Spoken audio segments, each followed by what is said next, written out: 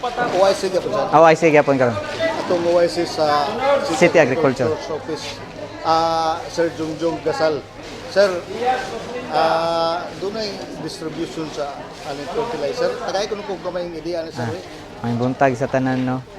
Ang kabayan aning kuan nato sa mga fertilizer kanisa sa para sa mga rice farmers diri sa Ozami City.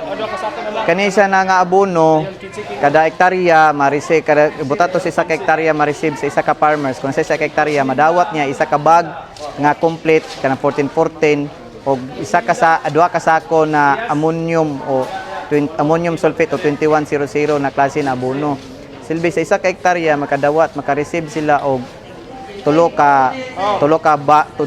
ka bag na abono.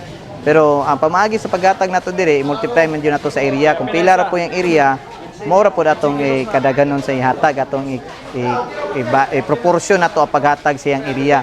Kung kidakon sa area kay naman tay data dire sa opisina sa agriculture na kabahin sa ilahang data na pila ka sa kadakon ang ilahang area, so dito na namo magbase ang pila ay madawat nila na abono. Unsa man ni sir? Dawaton kapila ba magtanom sa usa ka tuig sir? Ato adiri si sa ka tuig duha jud ka cropping man jud ta, duha ka cropping season. Dry o wet cropping karon is wet cropping karon. So motunong ni siya, mo-harvest siya pohon sa mga Oktubre, Nobyembre. Dayon ang sunod na po nato na cropping is Disyembre na pud pohon, mo na po ng dry cropping. So karon bali magtanom ta karon. Tanom paron. Dayon naghatag tag abono karon. Naghatag tag abono. So kaduha ta mo hatag. Sa isa ka tuig mabutang na siya sa duha sa isa, mabutang ito isa ka tuig kaduha ta makahatag og abono. Kaduha ta mo hatag. Sir na kay idea pila ka buok nga to makadawat karon. Ang atuwa diri sa atong allocation sa Tibok Ozami City is 848 ka farmers dato diri, rice farmers alone lang. Naana siya nagkumpose sa 14 ka barangay nato diri sa Ozamis na naay basakan.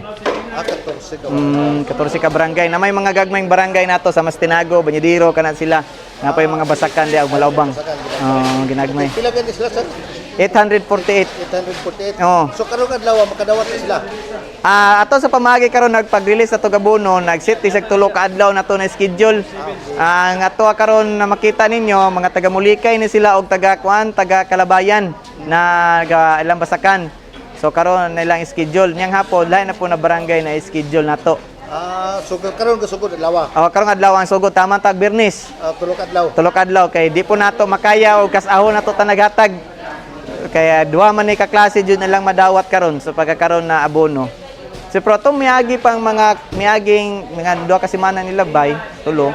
Naghatag na tag seeds nila napoy libre na binhi gihatag pud sa LG sa gi-facilitate sa LGU pero gikan ni sa Philippine Rice na maghatag og binhi para sa atong mga farmers diri po sa Ozami City. Kini sir sa LGU ni sir nga kani siya ang kuan ni is gikan jud ni siya sa national office pero sa pamaagi sa pagtinguha pag-propose sa ato pagsuporta sa atong mayor Sam Norman G. Puentes para malukitan jud nato tanan ang ato ang rice farmers diri sa Ozami City.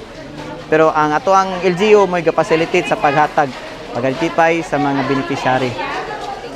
Sa national national ni siya na budget ni siya. Napod sa province ato pero gamay ra pod siya na nagnitabang pod ang atong Gobernur Henry Waminal na para sa paghatag pod sa suporta, paghatag og abono para pod diri sa atong mga rice farmers pod diri. Okay. So ang atong gidawat diri abono ra gyud. Ang gikan sa national abono. Nakay diya sir mga pila ka sakong abono. Ang tanan nato nga sako kabuno kaning ammonium sulfate is 1,200 kabuok kasako. Then kaning ato ang complete naani sa mga 500 kapin. May mo kulang 540 tanan na. Di ko kakuha ko kuan jud siya sa 500. Dala siguro sir ang ato ang mga mag-uuma sa maisulay mga napa ba? Actually katong mga tulo ka semana nilabay atong katapusan sa June. Naghatag butag ayuda pod para sa ato sa mga mga corn farmers nato na naghatag ta og ang LGU katong isa ka bag nga urea og isa ka bag na hybrid na corn seeds. Okay. Then apod tay gato gipanghatag pod with together sa probinsya po nato katupong sa coconut seedlings nang hatag pod ang PCA together sa LGU and the province na naghatag og coconut seedlings. Kuanto siya kanang hybrid na coconut seedlings. Para saan na ito po, sir? Atong di ko itong mga June to siya sir Sa Kalabayan. sa Kalabayan, and then naka-release po ta dito po sa Tabid, ang last nasa Tabid ang last nakatag ta dito. Kay kato sa Kalabayan is fertilizer to siya. Okay. So, unsaon na to ang mga farmers kinahanglan pa ba siya o organisasyon? Actually natay organization kani atong rice farmers dato diri naman ni mga organisasyon. Kani sa 5 ka composition na organization nga dagko natong association diri. Then gihandle sa usa ka organization ang pinakadako man jud nila is kanang atong irrigators usisa Ozami City Irrigator Service Association. So mo na sila ang main na kay mo man nag-distribute sa atuang patubig diri sa Ozami City. Pero napoy mga compose na mga association na ginagmay sa kada barangay.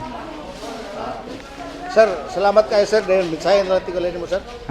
Kaya sa una sa tanan no, magpasalamaton ko sa pagsuporta sa atong Mayor San Norman G. Puentes no sa pag-facilitate, pagpatabang sa mga padali ang pag-atong ang ayuda ngadto sa atong mga mag-uuman na labi na dining basakan nga on time jud ang on time jud nato paghatag jud ron ang mga abono na gikan sa nasyonal, at the same time gi-facilitate para sa direct para sa itong mga mag-uuma.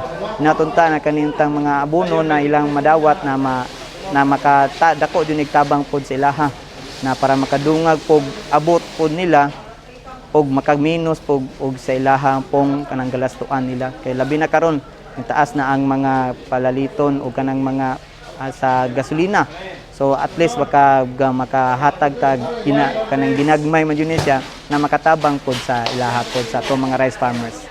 Salamat kay sir, si Sir Paquito Gasal atong OIC sa City Agriculture Officer. Salamat kay sir. Salamat.